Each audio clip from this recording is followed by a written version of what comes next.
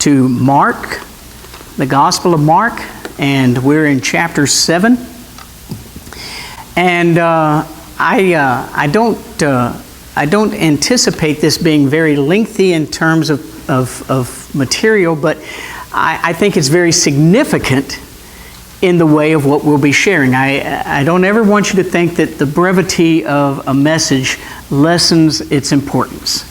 In fact, some of you have already indicated to me that the shorter the better.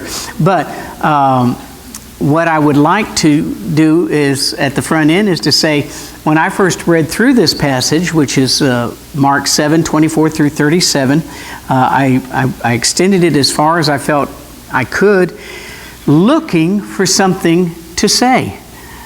This was one of those times where I was sitting there wondering, what am I going to pull out of this? And then it was in the reading of it about 2 or 3 times, but all of a sudden something jumped out at me. There's at least 3 times in this passage that Jesus wanted to do something that he didn't get to do. That Jesus wanted something that didn't happen. That there was a distinction and a difference between his will and what unfolded, which led me to share with you about Jesus and God's will. Let's look at the passage together. We're in Mark chapter 7, beginning at verse 24. And it says, "From there he arose and went to the region of Tyre and Sidon. He entered a house, and he wanted no one to know it." That was the will of Jesus. He entered a house, and he didn't want anybody to know it. But that didn't happen. He could not be hidden. And so we'll come back as to how these things affect the will of God, the will of Christ, in just a moment, because it's hard to separate, the understanding of Jesus the Christ as God. And you would think if he wanted it, that's what would happen. But here, he didn't want anybody to know that he was in the house, but he could not be hidden. Verse 25, we have a very specific example. "For a woman whose young daughter had an unclean spirit heard about him. She came and fell at his feet. The woman was a Greek. She was not a Jew. She was a Gentile. She was a Greek, a Syrophoenician by birth. And she kept asking him." And notice the way that's phrased. It wasn't that she just asked him. She kept asking him to cast the demon out of her daughter. Jesus' response in verse 27 is to indicate that his purpose in coming at this time was to the lost house of Israel. He has said that on other occasions, and here he emphasizes it with his own little story, his own little parable, which, to be quite honest, when you first read it, it almost sounds insulting. Look at what he says. Jesus said to her, "Let the children be filled first." He's referring to the Jews. "For it is not good to take the children's bread and throw it to the little dogs." And there he's talking about the Gentiles. And you would read that and you would say, "Ooh, that doesn't sound like my Jesus." But we've talked about this as we've gone through the book of Acts. We began to see that Jesus came first to the household of Israel because that was the nation that brought him into the world. That the purpose of the choosing of Israel was to choose a nation through whom God would send his Son. And so, as we have studied repeatedly in the book of Acts, it says that he came first to the Jew and then to the Gentile. And now we're starting, as our Sunday studies, we're starting to see the Gentiles being included in that circle. I think this is important for us because I don't know if you're aware, but one of the expressions that the Jews used for Gentiles in that day was Gentile dogs. "I came to feed the children first. It's not good to take the children's bread and throw it to the little dogs." He's indicating what his purpose in coming to the Jews first was. But look at her response. You see, I certainly don't want you to leave tonight thinking ugly of Jesus, nor of my interpretation of Jesus. I'm just saying this is what he says to her when she makes a request to have her daughter released from this demon. She answered and said to him, "Yes, Lord, but yet even the little dogs under the table eat from the children's crumbs." In other words, she was saying, I know that there is something there, and maybe you can find the grace for those crumbs to come from the table to below the table where the dogs are. This is an interesting story. And it points first to the purpose of Jesus in coming and his primary will in coming to the house of Israel first. But then he comes up with this situation. Well, Jesus took note. And what she said changed what he was going to do. Look at it, verse 29. He said to her, "For this saying, because of what you just said, there is grace for your daughter." And of course, there was always going to be grace for all men. He was looking at the time frame of what the Father's will for him, because that's what and we're going to see this in just a minute. He says, "I came only to do the will of my Father." But he says, "For this saying, go your way, the demon has gone out of your daughter." Now, this was not a test to see how diligent she would be. This was an exchange between his purpose and her need. And he bent the purpose to meet the need. Look what happens next. When she had come to her house, she found the demon gone out and the daughter lying in bed. We're going to leave that story for just a moment. We'll mention it again when we get to some of these principles that I have on the back side of your sheet. As you're probably looking at your sheet, I'm just reading straight off the sheet, but actually I'm reading it from my scriptures, from my Bible. Verse 31, again, departing from the region of Tyre and Sidon, he came through the midst of the region of Decapolis to the Sea of Galilee. Then they brought to him one who was deaf and had impediment in his speech. They begged him to put his hand on him, and there's no reluctance. There's no reason not to. He's now back at the Sea of Galilee. And there's no reluctance. And he took him aside from the multitude, put his fingers in his ears, and spat and touched his tongue, which is kind of one of the most unusual methods of healing that I think we read about. He touched his tongue, and looking up to heaven, he sighed, and he said to him, and remember what I said about Mark? He's going to use Aramaic expressions that Mark will then translate. He said, Ephphatha. That is, says Mark, in other words, being translated, he translates it, it means be opened. So basically he touched him and he pronounced his healing, and he said to his ears and his tongue, be opened. Immediately, his ears were opened.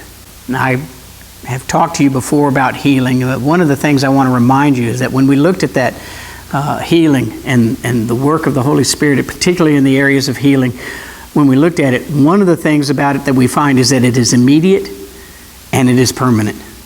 But immediately his ears were opened, the impediment of his tongue was loosed, and he spoke plainly. Now look at verse 36. We're just going to go through 37.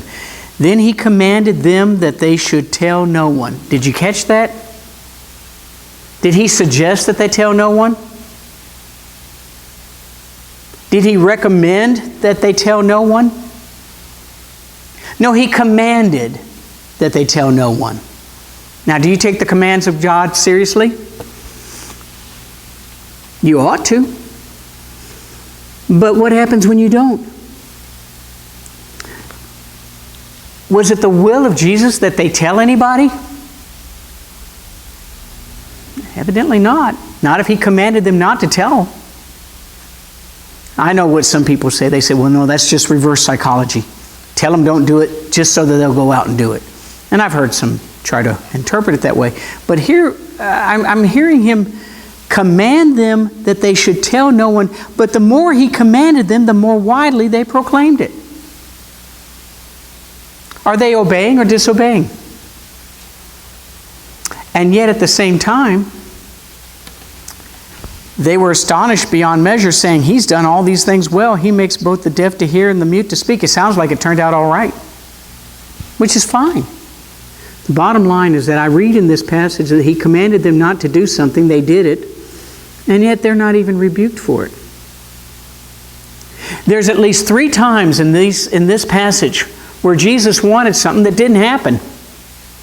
He wanted to be hidden. It didn't happen. He didn't want to respond to this request of the Syrophoenician woman, but he did. And he commanded them to not tell anybody. He wanted them not to say anything, but they did. Which brings me to a very important question concerning the will of God and how we interact with it. And not too long ago, one of my Sunday morning messages was discovering the will of God. You may remember we talked about how the will of God was perfect, how it was knowable. And the things that, what you want to do is you want to find the will of God. He's not playing hide and seek with you. I can remember a time when I was at a prayer conference that was put on by an association. Very poorly attended. Very poorly attended.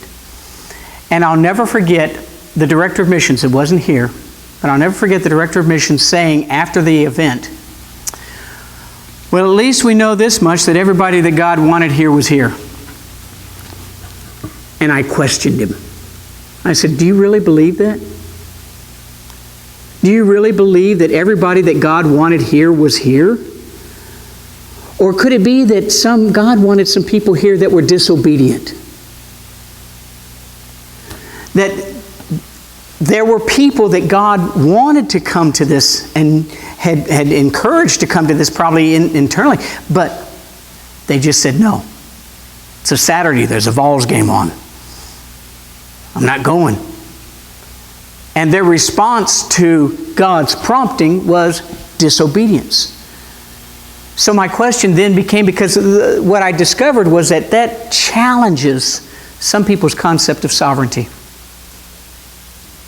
Some people's concept of sovereignty says God always gets his way. And yet I've just read you 3 stories where Jesus didn't get his way. So where is God's will in relationship to man and free choice?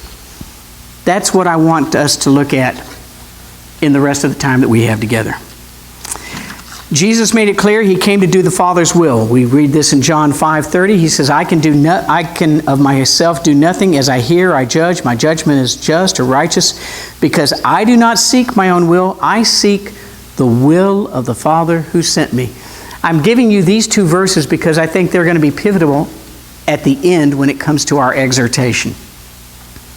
What I'm about to give you is the teaching, but I want to come back to these 2 verses. I think this is our exhortation. Matthew 26:39, and then a couple verses later, verse 42. When he was in the Garden of Gethsemane, he went a little farther, fell on his face, and prayed, "Oh, my Father, if it is possible, let this cup pass from me. Nevertheless, not as I will, but as you will." That was his prayer. And then he went and found them asleep, which is why I skipped verses 40 and 41. He found them asleep. And then he came back in verse 42 to pray. And here's what he prayed. Again, a second time, he went away and prayed, saying, "O Father, if this cup cannot pass away from me unless I drink it, your will be done." This is what he had taught us to pray in the model prayer. Thy kingdom come. Thy will be done on earth as it is in heaven. And yet I want you to understand tonight that will is not automatically going to be done. There is an engagement between God's sovereignty and your will to respond, to be obedient or disobedient. So you turn it over. Let's look at something that you have probably heard in terminology before. I want to just take a little time to explain it, if I can, a little bit more. And also, most of the times I've only heard two kinds of wills presented, the sovereign will and the permissive will. I went ahead and entered in a third category because I think it showed up in tonight's story, a desired will. And that is that there is a sovereign will of God that cannot be altered. It can't be challenged. It can't be changed. It is going to happen. Now, what I can be dogmatic about in this particular frame is the two things that I mentioned here before you. The course of redemption was a sovereign will decision. From the very beginning, when man sinned, God said, I will put enmity between your seed, talking to the woman, and his seed, talking to the serpent. Sin will be overcome.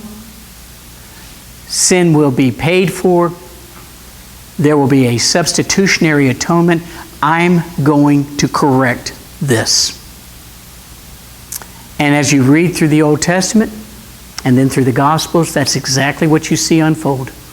And last Christmas, I tried to share how through the Old Testament you can actually preach the Christmas story from the Old Testament, because he showed us in prophecy how he's going to do it. And those things happen. Nothing changed it. Nothing could alter it. The course of redemption was set, and the course of redemption was accomplished, because that was the sovereign will of God.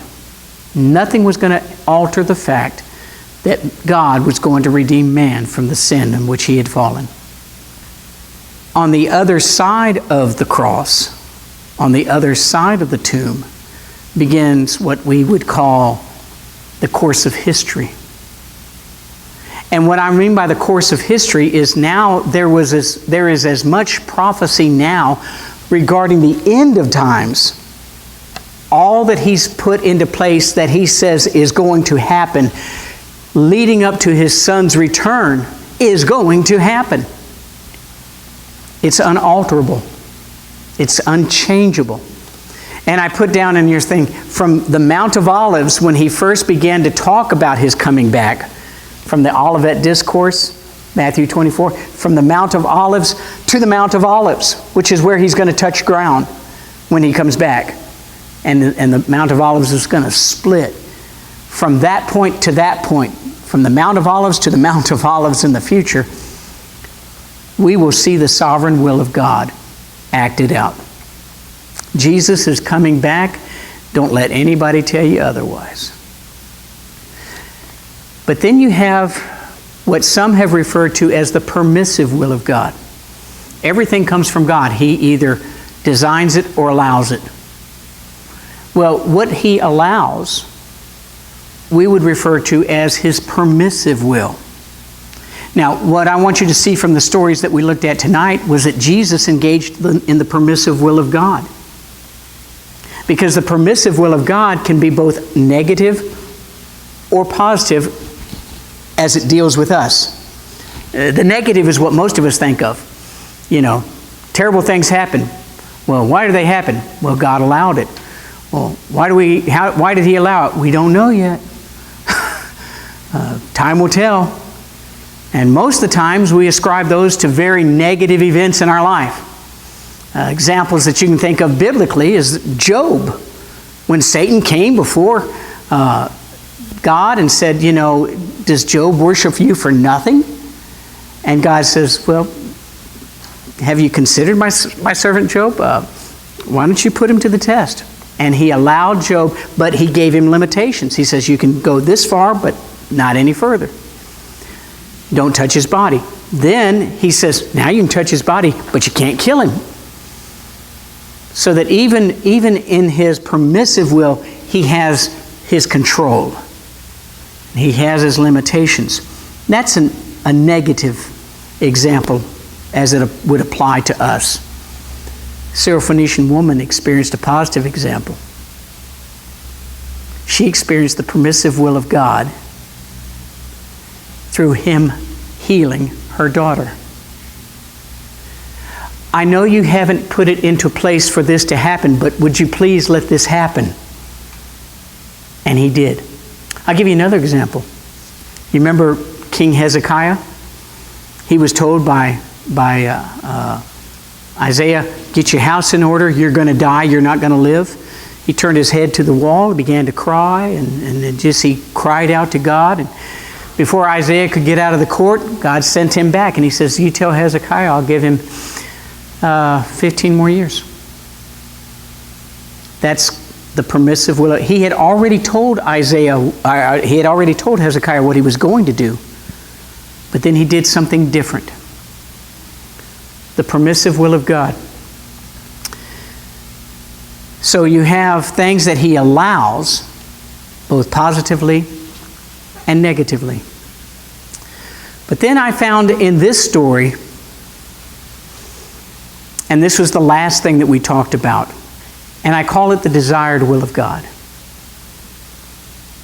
And the desired will of God, and this would be, and again, illustrated by the prayer conference, where people didn't show up, and the comment was made, well, God, at least we know that everybody was there that God wanted there. No, I don't think so. I think God wanted more people there, but some were disobedient. You say, well, how can they go against the will of God? Well, let's just look and see what happened in Matthew 23:37 when Jesus wept over Jerusalem. When he sat on the mountainside overlooking the city. And it's that lament that's referred to. And he says, and by the way, if you ever see a name twice, it's because of anguish. When David said, "Oh, Absalom, Absalom," it was out of anguish that he said that. Jesus, looking over the city, said, "Oh, Jerusalem, Jerusalem," it is out of anguish that he says it that way. The one who kills the prophets and stones those who are sent to her. And then he makes this statement, and think of who he's referring to. How often I wanted to gather your children together as a hen gathers her chicks under her wings. He's talking about the Old Testament Israel. He's talking about the ones who stoned the prophets. He's talking about himself as God. He says, as God, so many times I wanted to gather you together. And then you have these words, but you were not willing. I wanted you to be a nation that I could be as a light to the Gentiles even. The whole purpose of Israel if you look at the purpose of the church, it was originally the purpose of Israel, that the righteousness of God would be known in all the world through a nation.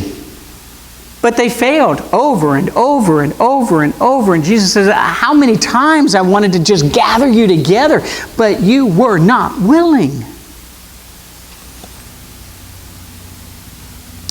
Even today, we realize that there are people who need Jesus.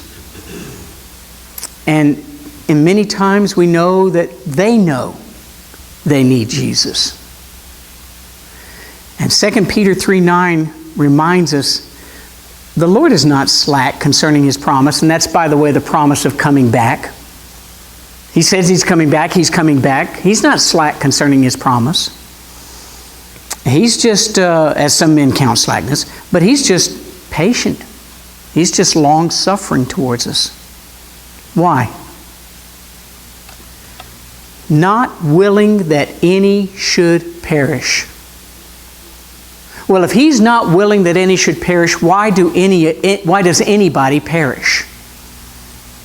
If He's not willing that any should reject His Son, Jesus, then why do people do it? And what you have here is actually, there's two primary words for will. One is thelo, which is a desire, And the other is bulimai, which is more like a mandate. This is going to happen. But Peter uses the word thelo here. He says it's God's desire that nobody perishes. But you know and I know that some do and some will. Because there is this balance between the sovereignty of God and the free will of man. And I don't know of anybody who can actually explain it. It's kind of like the triune Godhead. You don't explain it, you just acknowledge it. This particular issue divides churches and theologies.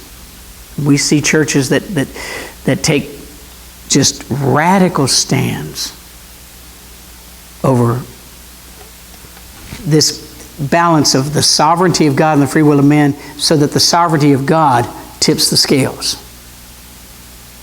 And almost completely even removing the will of man to be able to have a part in that process.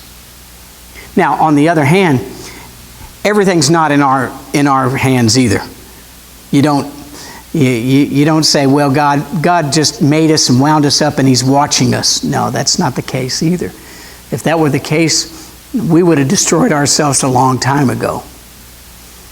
There's this precarious balance between the sovereignty of God, the free will of man, and I think that the three stories we looked at here in Mark chapter 7 illustrate them for us. Give you one more example. 1 Thessalonians 4:3. This might get personal. This is the will of God. What? Your sanctification. It is God's will that you be sanctified. It is God's will that you remove the impurities from your life. It is God's will that you walk uprightly and justly. That is God's will. But then in the same breath, Paul has to tell them that you start abstaining from sexual immorality. Well, that's just one example. There's other things that he could have said. You know, one of the reasons I don't get into strong preaching about a certain sin is because I know that if I do, some of you will say, yeah, give it to him. And others will say, he missed mine. But when you say that God wants you to be sanctified, set apart for His purpose, His service, then you get to fill in the blanks of what's keeping that from happening. And that having been said, it is God's will that you be sanctified. That's His desire. To what degree are you cooperating with that will of God? You see, that's what takes us back to that message a couple weeks ago on Sunday morning, discovering the will of God. Too many of us are looking for the will of God like a thief looks for a policeman. Sure hope I don't find it. I don't relish the thought of having to stop what I'm doing. In this story, we see Jesus sharing, and I remember when I was in Costa Rica, I used a word that one of my other missionary colleagues, she was from a very conservative Baptist church that was very much sovereignty prevalent. I made the comment that God limited Himself when He chose us to be His witnesses. When He called upon His church to be His witnesses to Jerusalem, Judea, and the othermost parts of the world, it was almost like a limitation, because He was saying, I want you to work with me on this, knowing full well that many of us wouldn't. She didn't like that word limitation. She says, God has no limitations. No, this was self-imposed. This was God saying, I want to work with my creation. Which takes us back to page 1. To what should we be looking at? Well, we should be looking at the will of God the same way Jesus did. I can of my own self do nothing. And until I realize that, I'm going to keep trying to do everything I can. I'm going to take credit for things that belong to God. But the truth is, I of my own self can do nothing, and I need to remind myself of that regularly. As I hear, I judge. What does that mean? It means I'm tuning in to God's Word and to what the Spirit is saying in prompting. I'm seeking those things which are His and His alone. Why? Because I don't want to seek my own will. I know where that'll lead me. I know where I've followed it before, and I didn't like where I went. I'm not seeking my own will. I need to seek the will of the Father. And instead of saying, who sent me, say, who saved me? I'm seeking not my own will, but the will of the Father who saved me. And then in that prayer of, and you gotta hear the anguish when he's crying out. I mean, Luke tells us about the blood that he sweat. This wasn't just a devotional time in the garden. This wasn't a pretty scenery. There in the agony of the garden, Jesus said, God, if there's any other way, please, please. But not what I want. What you want. That's what I'm willing to embrace. Not as I will, but as you will. And the more times we find ourselves praying that, the more times we'll find ourselves acknowledging and accepting the second part of his prayer when he came back the second time and said, Father, if this cup cannot pass from me unless I drink it, your will be done. And that's my exhortation. Let's pray.